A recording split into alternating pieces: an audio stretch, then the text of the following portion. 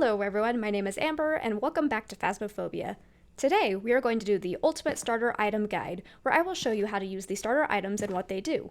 The starter items are the basic items everyone is given at the beginning of an investigation, so we will cover the EMF Reader, the video camera, the photo camera, the UV light, the D.O.T.S projector, the ghostwriting book, the spirit box, and the flashlight. So let's go ahead and get started! The EMF Reader is used to detect when the ghost interacts with its environment in some form. If you are near an area where the ghost has touched something, thrown something, or manifested itself, the EMF will emit a sound and light up to a certain level. When there is no activity, a level 1 is shown. If the EMF shows 2 lights, the ghost has interacted with an object, such as opening or closing a door, or turning on or off a light. It should be noted that the lights flickering in a room will not cause the EMF to go off. When the ghost throws an item, an EMF level 3 will be shown. If the ghost physically manifests, an EMF level 4 is given. You will only get an EMF level 5 for ghosts that have that as one of its 3 evidences. If you are dealing with an EMF 5 ghost, there is a chance one of the other interaction types will display a level 5 instead of its normal level. During a hunt or a ghost event, the EMF will malfunction and just randomly give off any level between 1 and 4. The spirit box is used to communicate with the ghost, but only if the ghost you are dealing with has spirit box as one of its evidences. In order for it to work, you must be within 3 meters of the ghost and the lights in the room must be turned off. Certain ghosts will only respond to people who are alone. If you are on amateur or intermediate difficulties, you can check the board in the van or your journal to see if the ghost will respond to everyone or not.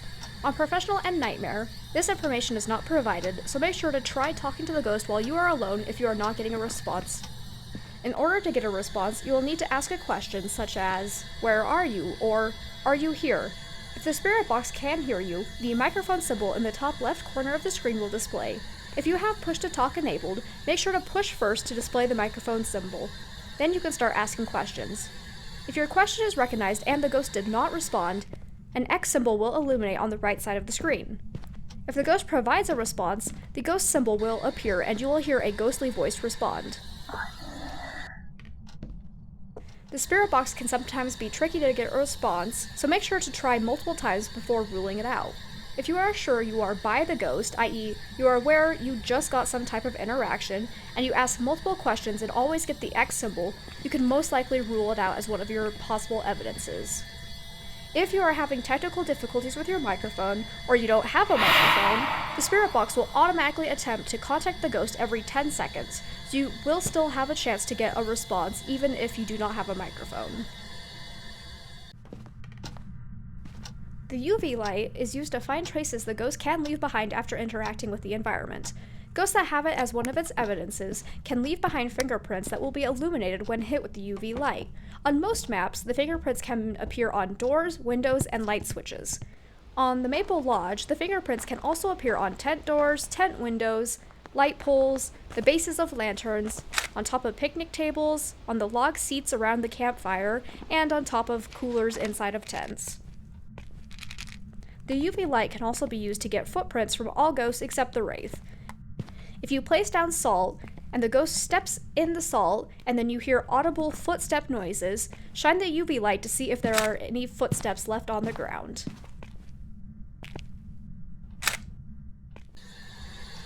The ghostwriting book is pretty self-explanatory. If you are dealing with a ghost that has it as one of its evidences, the ghost will either write, scribble, or draw in the book if it interacts with it. This can actually sometimes be very difficult to get in some cases, as the ghost may not even end up interacting with the book.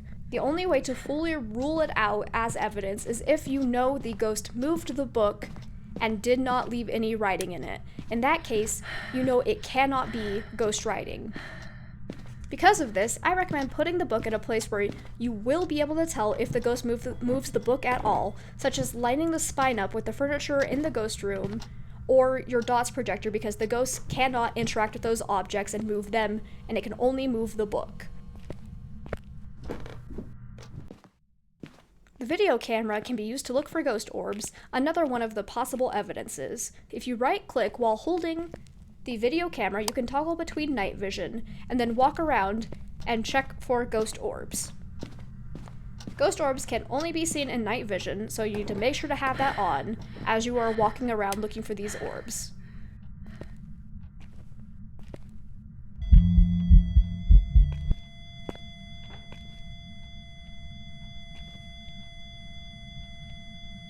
The camera can be placed inside the ghost room, either on the furniture, on the ground, or on a tripod, and then you can go back to the van and watch the screen from there.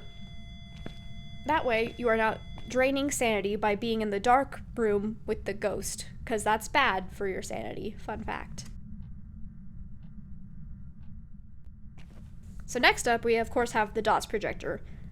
This too can be a very difficult piece of evidence to get. I have had times when I have watched D.O.T.S projector for like 5 solid minutes and have not seen anything, and then suddenly the ghost will run through it out of nowhere. On other occasions, I get the dots immediately. It all just varies. There's no given length of time that the ghost is guaranteed to walk through the dots, but when a ghost with dots as one of its pieces of evidences does grace you with its presence, you will see a shadowy figure run through the light.